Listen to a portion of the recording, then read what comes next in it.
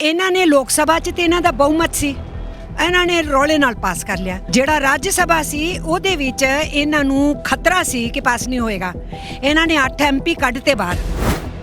ਇਸ ਦੌਰ ਵਿੱਚ ਜਿਹੜੇ ਮੋਦੀ ਸਰਕਾਰ ਕਹਿੰਦੀ ਹੈ 70 ਸਾਲ ਤੋਂ ਕੁਝ ਨਹੀਂ ਹੋਇਆ, ਮੈਂ ਸਭ ਕੁਝ ਅਨੋਖਾ ਕਰਤਾ, ਵਾਕਈ ਉਹਨਾਂ ਨੇ ਅਨੋਖਾ ਕਰਤਾ। पंजाब के किसानों ने दिखाता है, हरियाणा वालिया ने साथ देता है कि यह भी कभी नहीं होया 70 साल च कि इन्ने डिसिपलिनड ढंग दे नाल अपना राशन अपना सारा इंतजाम कर लो। जिन्ना जोर लांदे हो, 6 महीने लांदे हो, साल लांदे हो, ला लो तुसी अपना टाइम। अगर किसान जिंदा है, मजदूर जिंदा है और लड़न लई तैयार है तो इस मुल्क का कोई नहीं कुछ बिगाड़ सकता। बड़े बड़े आए और चले गए तो फिर मोदी जी केड़े बाग दी खेत या मूली ने ये अंदोलन नहीं चला सकते, ये संगठन नहीं कर सकते, इन्हां नूं अकल है नहीं, ये फाटे लीड़ियां वाले लोग ने, जनानियां नूं 100 रुपए दे के लै आए ने।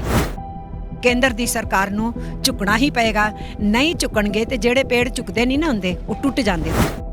2 साल सानू झुंझुना दिखाओगे, दाना सुट्टोगे, ओदे बाद सानू बर्बाद कर दोगे, ये असीं नहीं होण देने। मेरा क्या है, मैं तो फकीर हूँ, झोला लेके चल दूंगा। अब मैं मोदी जी से कहूंगी कि झोला ढूंढना शुरू कर दे फिर। सत श्री अकाल दोस्तों, तुसीं वेख रहे हैं निरपक्ष पोस्ट। मैं हाँ मनदीप सिंह और इस वक्त असीं उत्थे ही मौजूद हाँ जिथे सानू होना चाहिदा है। असीं दिल्ली दे बॉर्डर दे उत्ते मौजूद हाँ और इस वक्त जिवें तुसीं जाणदे हो कि किसानी दा मुद्दा इस वक्त बहुत बुरे तरीके दे नाल गंभीर बनिया होया है।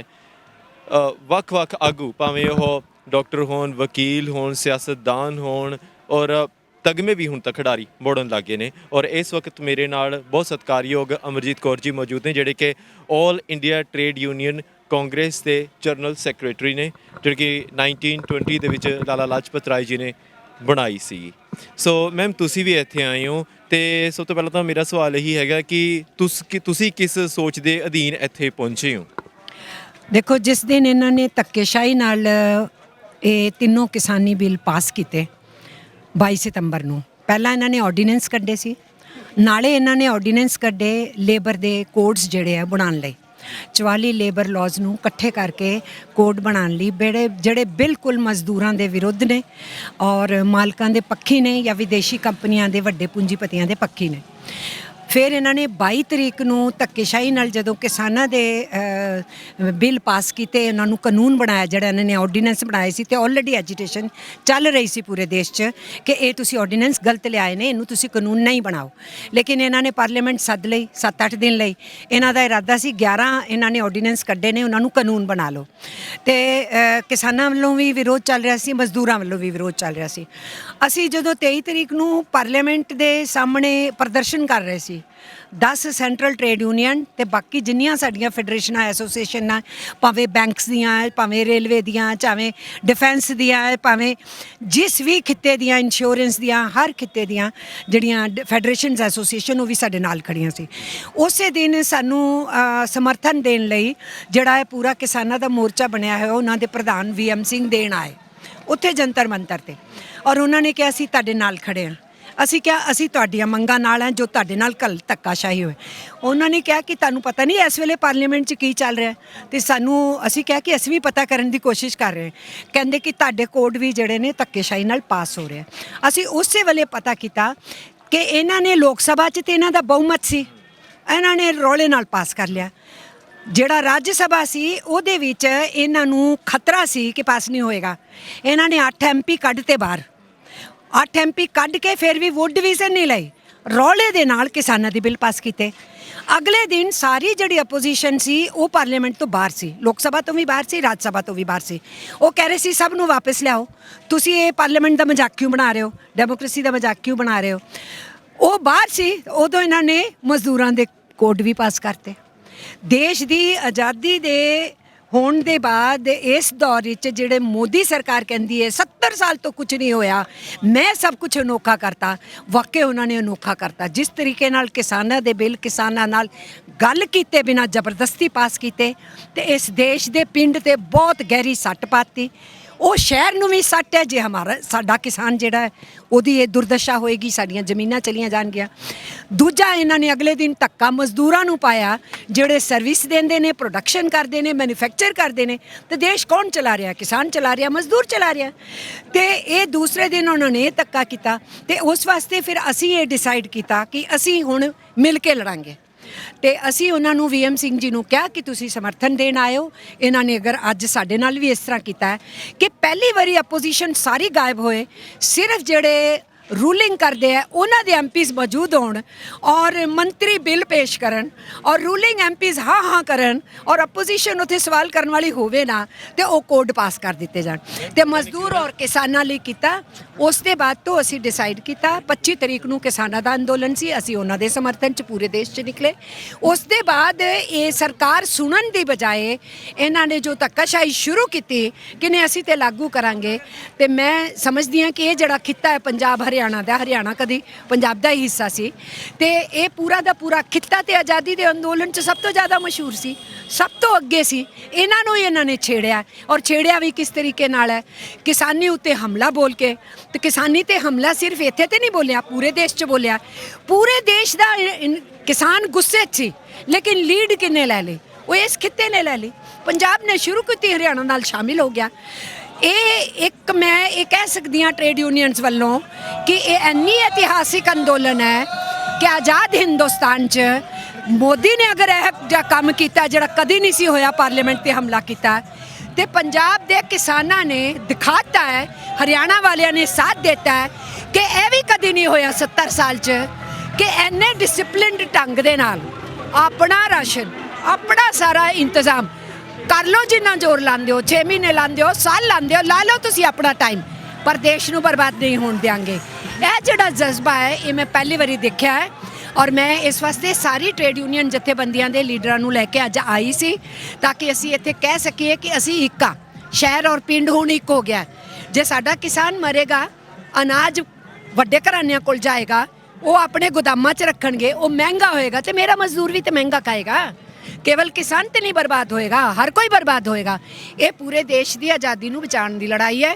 उस लड़ाई दे विच शामिल होकर अज मैं बहुत खुश हाँ। मैं इस वास्ते भी खुश हाँ कि सारी कुर्बानियां दे रस्ते पूरे देश के खुले सी अंग्रेज़ों के खिलाफ लड़न लई, लेकिन सब तो ज़्यादा कुर्बानियां तो पंजाब तो ही आईयां सी। मैं भी पंजाब दी धी हाँ, मैं गुरदासपुर च पैदा हुई सी। मेरे पापा ने गुरदासपुर अमृतसर दे एरिया च स्वतंत्रता अंदोलन दे विच तेजा सिंह स्वतंत्र दे नाल अपनी यंग एज च शुरुआत की सी। उन्होंने जो रस्ता दिखाया सी, असी अगली पीढ़ी ने गां लैके गए। लेकिन अगर अज वो जिंदा हुंदे तो वो देखते कि असी जिस देश नूं आज़ाद कराया सी, रोल अदा कीता सी, वो देश जिंदा है। अगर किसान जिंदा है, मजदूर जिंदा है और लड़न लई तैयार है तो इस मुल्क का कोई नहीं कुछ बिगाड़ सकता। बड़े बड़े आए और चले गए तो फिर मोदी जी केड़े बाग दी खेत या मूली ने ये इन्हां ने दिखा दिता। उन्होंने वो कह रहे सी सो श्री अकाल, इन्हां ने क्या ये अंदोलन नहीं चला सकते, ये संगठन नहीं कर सकते, इन्हां नूं अकल है नहीं। ये फाटे लीड़ियां वाले लोग ने, जनानियां नूं 100 रुपए दे के लै आए ने। इन्हां ने बेअदबी की, अतवादी आख्या, खालिस्तानी आख्या और लोगों ने इत्थे बह के ये दसता है असी पका भी सकते हैं, खा भी सकते हैं, आराम नाल रह भी सकते हैं। जिन्ना पुलिस वालियां नूं साडे उत्ते डंडे पाए असी उन्हां नूं भी खवा सकते हैं। असी गुरु गोबिंद दे भाई कन्हैया दे उस ट्रेडिशन नूं लैके चलदे हां कि असी सारे मानस की जात सब एक ही पहचानबो। तुसी गालां कड्डदे रहो, उन्हां गालां दा कोई असर नहीं होना। असी जाणदे असी की हां, असी लंगर खाना सिक्ख्या, लंगर पकाना सिक्ख्या ते असी किसी भी लंगर ला के अपनी हर लड़ाई नूं फतेह कर सकते हैं। ये इत्थों सबक लैके ट्रेड यूनियंस भी जा रही ने, वो इन्हां दे नाल खड़े ने। किसान उन्हां दे अंदोलन का समर्थन कर रहे। केंद्र दी सरकार नूं झुकना ही पएगा, नहीं झुकणगे ते जेड़े पेड़ झुकदे नहीं ना हुंदे वो टुट जांदे हुंदे। ये मोदी नूं समझ लेना चाहिए। मैं एक दो सवाल मैं होर कर लिए क्योंकि थोड़े नाल गल करदे करदे मेरे जहन दे विच आया, मैं ज़रूर जिक्र करना चाहांगा। पता नहीं मैं सही समझदा या नहीं, मेरी अपनी हो सकदा मैं गलत होवां। थोड़े नाल गल करदे करदे मेरे दिमाग 'ਚ आया भी जिद्दां महाभारत ਦੇ ਵਿੱਚ ਸ਼ਕੁਨੀ ਮਾਮਾ ਨੇ ਉਹ ਇਸ ਤਰੀਕੇ ਦੇ ਨਾਲ ਜਿੱਦਾਂ ਰਾਜ ਸਭਾ 'ਚ ਤੁਸੀਂ ਗੱਲ ਕਰ ਰਹੇ ਸੀਗੇ, ਉਹ ਖੇਡ ਰਿਹਾ ਤੇ ਚੀਰ ਹਰਨ ਹੋਣ ਲੱਗਿਆ ਸੀਗਾ ਦ੍ਰੋਪਦੀ ਦਾ, ਤੇ ਉਸੇ ਤਰੀਕੇ ਦੇ ਨਾਲ ਸ਼੍ਰੀ ਕ੍ਰਿਸ਼ਨ ਮਹਾਰਾਜ ਨੂੰ ਅਰਦਾਸ ਕੀਤੀ ਤੇ ਚੀਰ ਹਰਨ ਹੋਇਆ ਨਹੀਂ। ਤੇ ਮੈਨੂੰ ਲੱਗਦਾ ਵੀ ਕਈ ਤਾਂ ਮੇਰੀ ਪਿਕਚਰ ਇੱਕਦਮ ਬਣੀ ਤੁਹਾਡੇ ਨਾਲ ਗੱਲ ਕਰਦੇ ਕਿ ਉਹੀ ਕਿਸਾਨਾਂ ਨਾਲ ਹੋਣ ਜਾ ਰਿਹਾ ਇਸ ਵਕਤ। ਪਰ ਜ਼ਰੂਰ ਪਰਮਾਤਮਾ ਤੇ ਜਿਹੜੇ ਪਰਮਾਤਮਾ ਦੇ ਭੇਜੇ ਹੋਏ ਬੰਦੇ ਹੈਗੇ ਆ, ਸਹਾਈ ਹੋ ਰਹੇ ਆ ਇਸ ਵਕਤ, ਤੇ ਸਟੈਂਡ ਲਿੱਤਾ ਹੋਇਆ ਵੀ ਲੱਗਦਾ ਵੀ ਹੋਣ ਨਹੀਂ ਦੇਣਾ ਚੀਰ ਹਰਨ। बिल्कुल, क्योंकि बड़ी वड्डी लड़ाई है इन द सेंस कि 85% किसान साडा मर जाएगा अगर ये किसान कानून लागू होए। ਜਿਹੜਾ 13.5% ਦੇ ਕਰੀਬ ਕਿਸਾਨ ਹੈ ਮਿਡਲ ਪੀਜ਼ੈਂਟਰੀ, ਜਿਹੜੀ ਕਾਫੀ ਹੈ ਪੰਜਾਬ ਹਰਿਆਣਾ 'ਚ, ਉਹ ਵੀ ਬਰਬਾਦ ਹੋ ਜਾਏਗੀ। 1.5% ਉੱਪਰ ਜਿਹੜਾ ਮੋਦੀ ਦੀ ਸਰਕਾਰ ਦੇ ਯਾਰ ਦੋਸਤ ਨੇ ਉਹੀ ਫਾਇਦਾ ਚੁੱਕ ਸਕਦੇ ਨੇ ਜਾਂ ਕਾਰਪੋਰੇਟ ਘਰਾਣੇ। ਤੇ ਇਹ ਇੱਕ ਕਿਸਮ ਦਾ ਚੀਰ ਹਰਨ ਵਾਲੀ ਹੀ ਸਟੇਜ ਹੈ, ਕਿਉਂਕਿ ਇਹ ਜਿਣਸਾਂ ਦੀਆਂ ਜਿਣਸਾਂ ਤਬਾਹ ਹੋ ਜਾਣਗੀਆਂ, ਅਗਲੀਆਂ ਜਨਰੇਸ਼ਨਸ ਤਬਾਹ ਹੋ ਦੇਣਗੀਆਂ। ਔਰ ਹਿੰਦੁਸਤਾਨ ਅਗਰ ਭੁੱਖਮਰੀ ਦੇ ਕਗਾਰ ਤੇ ਆ ਗਏ, ਔਰ ਜਿਹੜੀਆਂ ਵੱਡੀਆਂ ਕੰਪਨੀਆਂ ਨੇ ਦੁਨੀਆ ਦੀਆਂ ਔਰ ਹਿੰਦੁਸਤਾਨ ਦੀਆਂ ਵੱਡੀਆਂ ਕੰਪਨੀਆਂ, ਅਗਰ ਇਹ ਅਨਾਜਾਂ ਦੀਆਂ ਮਾਲਕ ਹੋ ਗਿਆ ਔਰ ਕਿਸਾਨੀ ਗਾਇਬ ਹੋ ਗਈ, ਯਾਨੀ ਖੇਤੀ ਚੋਂ ਕਿਸਾਨੀ ਗਾਇਬ ਹੋ ਜਾਏਗੀ, ਤੇ ਚੀਰ ਹਰਨ ਨਹੀਂ ਤੇ ਹੋਰ ਕੀ ਹੈ।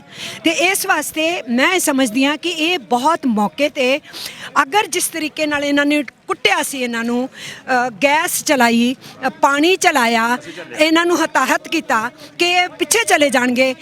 ਪੰਜਾਬ ਦੀ ਜਿਹੜੀ ਜਵਾਨੀ, ਨੌਜਵਾਨ ਬੱਚੇ ਜਿਹੜੇ ਕਿਸਾਨਾਂ ਦੇ, ਇਹਨਾਂ ਨੇ ਜਿਹੜਾ ਮੋਰਚਾ ਲਾ ਕੇ, ਇਹਨਾਂ ਨੇ ਬੈਰੀਕੇਡ ਤੋੜ ਕੇ ਆਪਣੀ ਤਾਕਤ ਦੇ ਨਾਲ ਖੋਏ ਹੋਏ ਖੱਦੇ ਜਿਹੜੇ ਖੋਦ ਰੱਖੇ ਸੀ ਉਹਨਾਂ ਨੂੰ ਭਰ ਕੇ ਹੱਲਾ ਸ਼ੇਰੀ ਨਾਲ ਟਰੈਕਟਰ ਅੱਗੇ ਲਾਏ।